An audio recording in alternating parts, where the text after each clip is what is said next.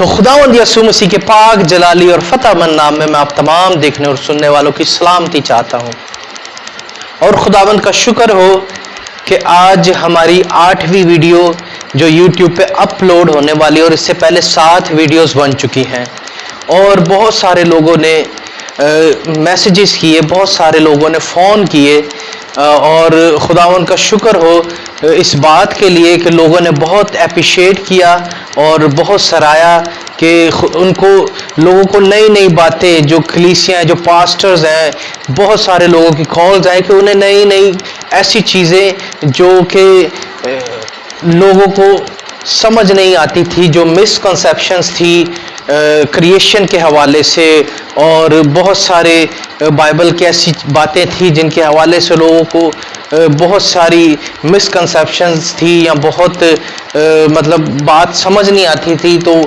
پھر جب ہماری بات چیت ہوئی تو لوگوں نے بہت زیادہ سراہا اس بات پہ اب وہ ان باتوں کو سمجھے ہیں۔ تو خداوند کا شکر ہو، آپ ضرور اس چینل کو سبسکرائب کریں، ضرور اس کا بیل آئیکن بھی پریس کر دیں تاکہ آپ کو آنے والی ویڈیو اور بائبل کا بہت سارا نالج آپ کو ملتا رہے۔ تو چلتے ہیں ہم اپنی ویڈیو کی طرف، جو کہ خدا نے کریشن کی 5ویں دن خدا نے کیا چیزیں بنائی اور 6ٹھے دن کیا چیزیں بنائی۔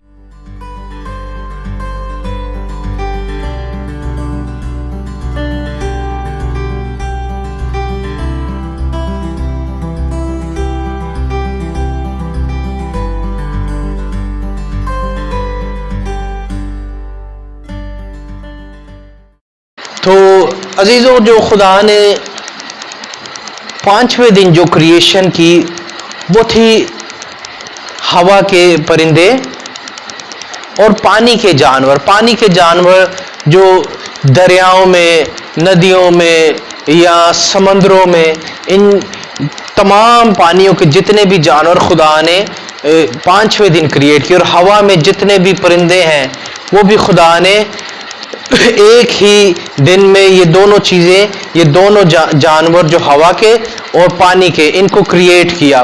اور ہم آیتیں نہیں پڑھیں گے کیونکہ آیتیں پڑھنے میں بہت زیادہ ویڈیو لمبی ہو جائے گی۔ آپ بائبل لے کے بیٹھیے یا ریڈ آؤٹ کر لیجئے تاکہ آپ کو معلوم ہو اور آپ بعد میں اس کو اسٹڈی کر سکیں، اس کو پڑھ سکیں۔ تو خدا نے 6ٹھے دن 5ویں دن جو کریشن کی تھی وہ تھی ہوا کے پرندے اور پانی کے جانور، اور اس کے بعد خدا نے جو کریٹ کیا 6ٹھے دن۔ اب 6ٹھا دن تھوڑا ذرا آپ نے غور کرنا ہے، دھیان دینا ہے، ٹھیک ہے، یہ بہت ضروری ہے۔ اور خدا نے جو 6ٹھے دن کریشن کی اور جو چیزیں بنائی، ان میں سے پہلی آیت میں پڑھ دیتا ہوں کیونکہ پہلی آیت پڑھنا ضروری ہے۔ اور پہلے باب کی 24ویں آیت میں، پیدائش پہلا باب اس کی 24ویں آیت میں، اور خدا نے کہا کہ زمین جانداروں کو ان کے جنس کے موافق جو پائے اور رینگنے والے جاندار اور جنگلی جانور ان کے جنس کے موافق پیدا کریں، اور ایسا ہی ہوا۔ جو میں آپ کا دھیان جس بات پہ لگانا چاہ رہا ہوں وہ ہے کہ خدا نے جانور تو بنا دیے، کمپلیٹ تمام جانور جتنے بھی ہیں سب بنا دیے۔ اب ہم نے غور یہ کرنا ہے کہ اس میں مین جو جانور ہے وہ ہے رینگنے والے جانور۔ اب دھیان میں آپ کا اس لیے یہاں پہ لگوانا چاہ رہا ہوں کہ نیکسٹ جو ہمارا ٹاپک ہوگا، جو ہماری نیکسٹ ویڈیو ہوگی وہ ہوگی باغ عدن پہ، اور یہ بات میں آپ کو اس لیے بتانا چاہ رہا ہوں کہ رینگنے والے جانوروں سے مراد ہے کہ اگر رینگنے والے جانور خدا نے بنا دیے تھے تو پھر باغ عدن میں جو سانپ تھا وہ کون تھا، وہ کیا تھا؟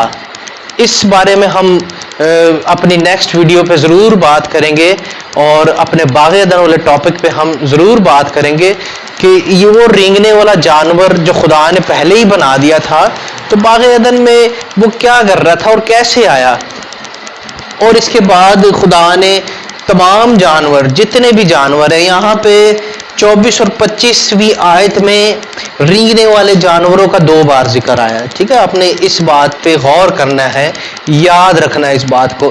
اور دوسری جو ایک خاص بات اور ہے کہ خدا نے جیسے انسان کو مٹی سے بنایا ہے، اسی طرح خدا نے پرندوں کو بھی مٹی سے بنایا ہے. اور اس بات کا ہمیں پتہ چلتا ہے 2 باب کی 19 آیت میں، اور لکھا ہوا ہے، اور خدا نے کل تشتی جانور اور ہوا کے پرندے، کل پرندے مٹی سے بنائے اور ان کو آدم کے پاس لایا کہ ان کے کیا نام رکھتا ہے، اور آدم نے جس جانور کا جو کہا وہی اس کا نام ٹھہرا. یہ تھوڑا سا اس آیت میں تھوڑا سا نالج ہے کہ خدا نے انسانوں کو بھی مٹی سے بنایا. اکثر کہا جاتا ہے کہ صرف انسانوں کو مٹی سے بنایا، باقی نہیں. لیکن یہاں پہ ہمیں پتہ چلتا ہے کہ خدا نے جانوروں کو بھی مٹی سے بنایا ہے. اس کے بعد ہم چلیں گے نیکسٹ سلائیڈ پہ. جی ہاں، اب اس میں تھوڑا سا آپ نے دھیان دینا ہے، تھوڑا نہیں بلکہ آپ نے پورا دھیان دینا ہے کہ میں جو اس 26ویں آیت سے جو 31ویں آیت تک جو بات ہے اس پہ میں آپ کا دھیان لگوانا چاہتا ہوں، اور آپ نے غور اس بات پہ کرنا ہے کہ خدا نے کس طرح سے انسان کو بنایا.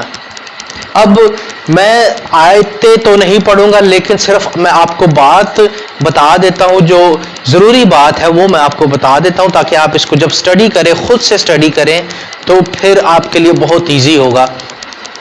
اب یہاں پہ جب خدا نے انسان کو بنایا تو یہاں پہ 2 بار لکھا ہوا ہے کہ خدا نے انسان کو اپنی صورت پر بنایا اور اپنی شبیہ پر بنایا.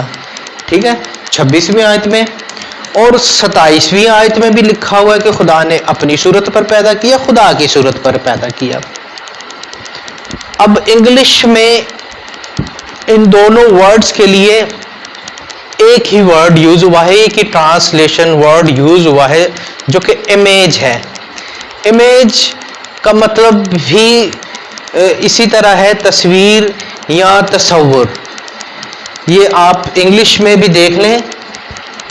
اب اس سے مراد ہرگز یہ نہیں ہے کہ خدا نے اپنی صورت یعنی اپنے جیسا، مطلب جیسے انسان کے ہاتھ پیر ناک کان منہ اور ہڈیاں اور یہ سب چیزیں ہوتی ہیں، خدا میں ایسا نہیں ہے. خدا میں ہم ایسا تصور نہیں کر سکتے، کیونکہ بائبل ہمیں بتاتی ہے اور خدا یسوع مسیح نے بھی کہا کہ روح کی ہڈی نہیں ہوتی. تو اسی لیے یہ اس آیت کے مطابق یہ جو لکھا ہوا ہے امیج، اٹس مین کہ یہ خدا کی جو سوچ ہے، خدا کی سوچ کے مطابق انسان کو بنایا گیا ہے. اور وہاں پہ لکھا ہوا ہے کہ انسان کی اپنی صورت. اب ہم 27ویں آیت پہ غور کریں. خدا نے انسان کو اپنی صورت پر پیدا کیا. اٹس ناٹ مین کہ خدا کی صورت پر، انسان کی اپنی صورت پر. اب ٹرانسلیشن میں ایسے لکھا گیا جیسے کہ یہ لگتا ہو کہ خدا کی صورت پر، لیکن خدا کی صورت پر نہیں. یہاں پہ لکھا یہ گیا ہے کہ خدا نے انسان کو اپنی صورت پر یعنی انسان کی اپنی صورت پر اسے پیدا کیا. اور آگے پھر لکھا خدا کی صورت پر اس کو پیدا کیا. اس کی مطلب کہ خدا کی سوچ کے مطابق، خدا کی سوچ کے موافق. اب جیسے ہم اگر بات کرتے ہیں کہ فلاں کے ذہن میں یا فلاں کی آنکھوں میں ہمارا کیا امیج ہوگا، یا اس کے دل میں ہمارا کیا امیج ہوگا، یا اس کے ذہن میں ہمارا کیا امیج بنا ہوگا، تو اٹس مین امیج سے مراد سوچ بھی ہوتی ہے، سوچ یا خیال. تو یہ جو امیج ہے یا یہ جو صورت ہے خدا کی صورت پر یعنی خدا کی سوچ کے مطابق انسان کو پیدا کیا گیا. اور نر اور ناری، پھر آگے لکھا ہوا نر اور ناری اس کو پیدا کیا. اب اور نر اور ناری، یہاں پہ جو غور کرنے والی بات ہے کہ نر اور ناری پیدا کیا، میں آپ کو بتاتا ہوں کہ اس میں جو خاص بات ہے وہ کیا ہے. بعد میں 28ویں آیت پہ ان کے اختیارات بتائیں گئے کہ ان کے اختیارات کیا ہوں گے، اور یہ اختیارات بھی بڑے ضروری ہیں، ان پہ بھی غور کرنا بہت ضروری ہے، کیونکہ اس میں بھی خدا نے تمام جانوروں پر، تمام زمین پہ جو چیزیں بنائی تھی ان پر انسان کو جو اختیار دیا گیا خدا کی طرف سے، وہ ہر چیز پر دیا گیا. اور یہاں پہ پھر درختوں پر بھی، یہاں پہ ہم دیکھیں گے 29ویں آیت میں کہ یہاں پہ ہر قسم کے درخت کا پھل ہمیں کہا گیا کہ آپ نے کھانا ہے. اس کی ایک وجہ ہے، وہ میں آپ کو ضرور اس کی وجہ بتاؤں گا. یہاں تک اب نیک و بد کی پہچان کا درخت نہیں لگایا گیا، اس کی وجہ ہے، وہ میں آپ کو باغ عدن کے ٹاپک پہ ضرور بتاؤں گا کہ اس کی کیا وجہ ہے کہ یہاں پہ نیک و بد کی پہچان کا درخت نہیں لگایا گیا، اس کے بعد لگایا گیا. وہ کیسے لگایا گیا، کیوں لگایا گیا، وہ ہم باغ عدن کے ٹاپک میں ضرور سیکھیں گے. لیکن یہاں پہ آپ نے اس بات پر غور کرنا ہے کہ خدا نے ہر چیز پر انسان کو اختیار دے دیا. اب 30ویں آیت میں دیکھیں لکھا ہوا ہے کہ رینگنے والے جانوروں پر بھی. اب جو باغ عدن میں سانپ تھا، کیا اس پہ انسان کا اختیار نہیں تھا؟ بے شک اس پہ بھی اختیار تھا، لیکن وہ سانپ کیا تھا وہ ہم آگے دیکھیں گے ضرور. اور یہاں پہ ہر قسم کا پھل کھانے کو، درختوں کو کھانے کو، پھل کھانے کو خدا نے کہہ دیا تھا کہ یہ سارے تمہارے کھانے کے لیے ہو. اور یہاں پہ ہم نے غور اس بات پہ کرنا ہے کہ یہاں پہ نیک و بد کی پہچان کا درخت نہیں لگایا گیا، اور یہاں پہ جو اختیار دیا جا رہا ہے وہ تمام جانوروں پر اور رینگنے والے جانوروں پر بھی انسان کو اختیار دیا گیا. اور یہاں پہ جو ایک میں نے پہلے بات بتائی آپ کو کہ خدا نے جو انسان بنایا وہ اپنی سوچ کے، اور اب ایک اور اس میں جو ایک اور مکاشفہ میں آپ کو بتانے لگا ہوں کہ ان آیتوں کے مطابق خدا نے انسان کو جیتی جان نہیں کیا، یہاں تک خدا نے انسان کو پلان کر دیا تھا. غور کیجئے، یہاں پہ خدا نے انسان کو پلان کر دیا تھا. یہاں پہ خدا نے انسان کو ایسا نہیں کہا کہ اٹھو اور جیتی جان ہو گیا اور اس کی نتنوں میں زندگی کا دم پھونکا گیا. یہاں تک خدا نے صرف اس کو پلان کیا ہے. اب خدا نے جب انسان کو پلان کیا اور جب اس میں زندگی کا دم پھونکا، اس کے بیچ میں ایک گیپ ہے، اور اس گیپ میں کیا ہوا تھا وہ ضرور میں آپ کو نیکسٹ ویڈیو میں ضرور بتاؤں گا کہ اس میں کیا ہوا تھا. لیکن نر اور ناری، آپ کو یاد ہوگا، آپ کو پتا ہے، آپ نے پڑھا ہوگا کہ خدا نے ان کو پلان تو اکٹھے کیا تھا، ان کو بنا تو اکٹھا دیا تھا، لیکن جیتی جان ان کو اکٹھے نہیں کیا. جیتی جان پہلے آدم کو کیا، اور آدم کو پھر گہری نیند دے کے پھر ہوا کو کیا. ان میں بھی گیپس ہیں، لیکن یہ اکٹھے ایسا کام نہیں ہو گیا تھا، یہ اکٹھے جیتی جان ہو گئے تھے. لیکن یہ جو بات ہو رہی ہے کہ نر اور ناری ان کو پیدا کیا اور خدا نے اپنی صورت پر ان کو پیدا کیا، اٹس مین کہ خدا نے یہاں پہ ان کو پلان کیا ہے. اب تک یہاں تک ان کو جیتی جان نہیں کیا گیا. سو یہ کچھ خاص نالج تھا میرے ذریعے. یہ چھٹے دن تک، یہ چھٹا دن بہت اہم اور ضروری ہے سمجھنے کے لیے. آپ ضرور بائبل لے کے بیٹھیے گا. اور اب ہم چلتے ہیں 7ویں دن خدا نے کیا کیا. اب 7ویں دن خدا نے جو کام کیا وہ 2 باب کی پہلی آیت میں ہمیں نظر آتا ہے. سو آسمان اور زمین اور کل لشکر کا بنانا ختم ہوا. سو 7ویں دن خدا نے ہر چیز کو کمپلیٹ کر دیا، بنا دیا. اور اس کے بعد جو دوسری آیت میں جو 7واں دن جو خدا نے کام کمپلیٹ کر لیا 6 دنوں میں، تو 7ویں دن کے لیے ایک جو مسکنسیپشن لوگوں کے اندر، ایون کہ میں نے بہت سارے پاسٹرز کے اندر بھی، بہت سارے خدام کے اندر بھی، سوری ٹو سے میں یہ کہنا چاہتا ہوں کہ ان کے اندر بھی یہ مسکنسیپشن پائی جاتی تھی کہ 7ویں دن خدا نے آرام کیا. اور بہت سارے ڈیبیٹرز یا بہت سارے غیر مذہب کے لوگ بھی یہ کہتے ہیں کہ شاید ان کا خدا تھک گیا تھا اور تھک کے شاید اس کو بہت نیند آئی تھی، تو خدا نے اس لیے 7ویں دن آرام کیا.